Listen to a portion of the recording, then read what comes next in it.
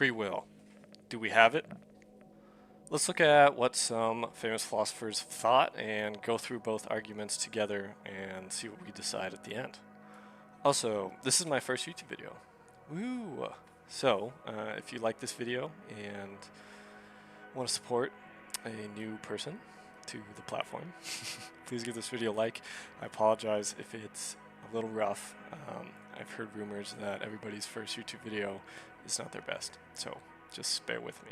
Basically, the way I want my videos to work is I want to argue for something, and then I want to argue against it, and I'll list off famous philosophers and their arguments. And then at the end, I kind of just want to say what I think and hear you guys' opinions in the comments. So let's get into it. So to begin, I'm going to start arguing for free will, aka we are responsible for our choices, or we make all of our choices. The first argument I want to bring up is just the common sense argument. I guess that's the best thing I would call it. Like, you know, I choose what to eat, I choose what to study, I choose who to date. The intuition is at the core of many free will arguments. The famous philosopher Thomas Reid, who was an 18th century thinker, defended free will by appealing to this everyday experience. He wrote, quote, "Active power is the power to produce an effect. We are conscious of exerting this power in our voluntary actions." So that is old person talk, old-timey talk for basically saying that we directly experience ourselves choosing, so denying free will forces us to distrust our own awareness of the world. By saying that I don't have free will, then all of a sudden my reality is vastly different than everybody else's. Okay, so this next argument is by far my favorite one. I think about it a lot. It's mostly made famous by Immanuel Kant. This is called the moral responsibility argument. So one of the strongest arguments for free will, in my opinion, is that moral responsibility seems impossible without it. So what does this mean? Immanuel Kant believed morality requires freedom.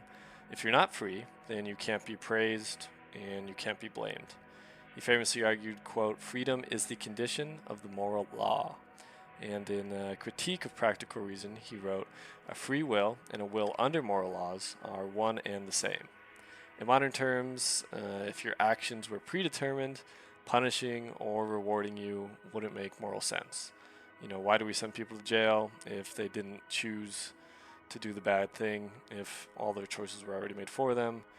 Why do we punish? Why do we reward anybody? We hold people accountable because we assume that they could have acted differently. This idea is backed up by a philosopher named Robert Caine that, quote, "We are ultimately responsible for our actions when we are the ones who formed ourselves." Meaning that there are moments of struggle in your life or in anybody's life where you genuinely could choose A or B. You know, something hard happens and you choose not to drink alcohol, or you choose to, you know, do exercise or whatever. There's a lot of roads we can go down, some better than others.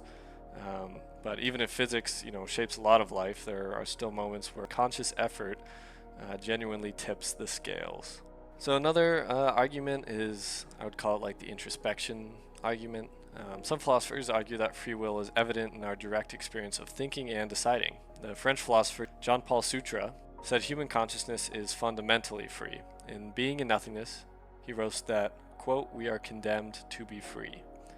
We're always choosing, even choosing not to choose is a choice." I said choice a lot there, or choosing. Basically meaning that even if you feel like you're not making a decision, you know, this happens a lot, analysis paralysis or the inability to make a decision. I kind of like to think of it as when you go to the grocery store and there was like 3 mustard options available. It's a pretty easy choice. You'll probably pick a mustard pretty quick.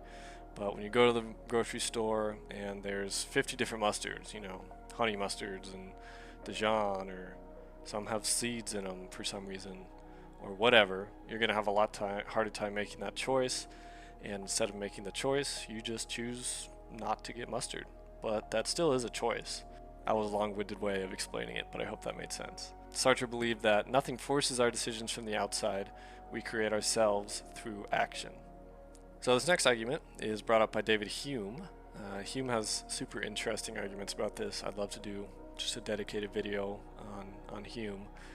But for now, I'll just kind of give you the spark notes, what he thinks about free will. Basically, what if free will and determinism can coexist? This is called compatibilism, which is famously defended by David Hume. Hume believed that free will isn't being uncaused, it's about acting according to your own motivations without external coercion. He wrote, by liberty, we can only mean a power of acting or not acting according to the determinations of the will.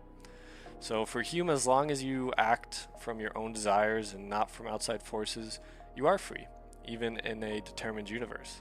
This is really tricky. This is why I'd love to do a full video on Hume. This idea of not acting on outside forces.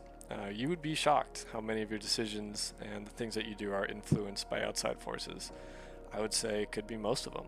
You know, people think they're choosing to go to McDonald's, but maybe earlier that day they saw a McDonald's commercial and that later influenced their choice. You know, maybe a friend said that a certain drink, they don't like it, so you never really try it.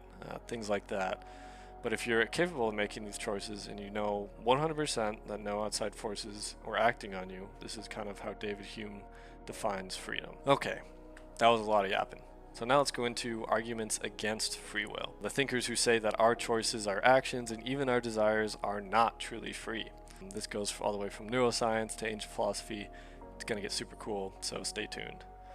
So determinism, we've brought this word up a few times. Basically, the idea that every event, including, every human action, is caused by prior events. Basically, a good example is when you're driving, I think you're choosing whether to go left or right, but you're not the one that built the roads. The universe already determined the path based on your genetics, past experiences, physics, the actions of others. Under strict determinism, free will just can't exist because every decision is the outcome of causes stretching back to way before you were born. I think I want to go drink a soda right now, but who made a soda, That was a really bad way of putting that. I hope that made sense. So this next one is a bit more modern. In the 1980s, a neuroscientist named Benjamin Libet, I'm just going to apologize in general for all the mispronunciations I'm going to do on this channel. But he conducted famous experiments showing that the brain begins preparing actions before we're consciously aware of deciding them. He basically recorded a readiness potential in the brain milliseconds before subjects reported their conscious decision. He's famously quoted as, "The brain decides before I do." I hope all those words made sense, because that is crazy to me. You basically, if your brain makes a decision before you do, then your conscious self isn't in control. It's just watching the decision happen. It's like when you stand up, do you really think about standing up? You kind of just are up. Or there's just a moment before you're standing up where you're just kind of doing the thing without thinking about doing the thing. Another argument against free will is that we don't control our desires. Arthur Schopenhauer, he delivered one of the sharpest attacks on free will. He famously said, quote, "Man can do what he wills, but he cannot will what he wills." It's a little confusing. So basically, you may choose to eat the cake, but you didn't choose your desire for the cake. Or you can choose to study more, but you didn't choose to be a disciplined person. Your personality, your preferences, your fears, all the stuff that drives your choices are shaped by genetics and environment, not free will. So even if you choose, the chooser wasn't freely created by you. And now on to everybody's favorite psychoanalyst, Sigmund Freud. He believed that most human behavior is driven by unconscious forces, not conscious ones. He wrote, quote, "The ego is not master in its own house." Modern cognitive science supports this. Most of what we do is autonomic, habitual, unconscious, and if our conscious mind isn't really in control, then the idea of free will becomes more of a comforting story than reality. Friedrich Nietzsche took it farther, arguing that free will was invented to justify guilt and punishment. He wrote, quote, "The doctrine of free will is an invention of the ruling class." I could probably make a whole video on that quote, but just kind of fun to think about. Okay, so we've heard all these arguments. What to make of any of this, or what should we think about in between hopefully you watching this video and my next one? What does it really mean if we're not responsible for anything? Does that mean life loses its meaning? And these are the big questions, because I can do my best to give my version of the answer, and based on my life experiences, try to summate what I think is beautiful about life or the choices that we make. But ultimately, that's going to be up to you guys. I want to hear what you think. Let me know in the comments below. I hope you enjoyed my first video. I'm sorry if it's a little unpolished. I will get better in the future, but I just love talking about this and learning more about it. So let me know if you want to see more of this type of stuff in the future, and thanks everybody so much for watching.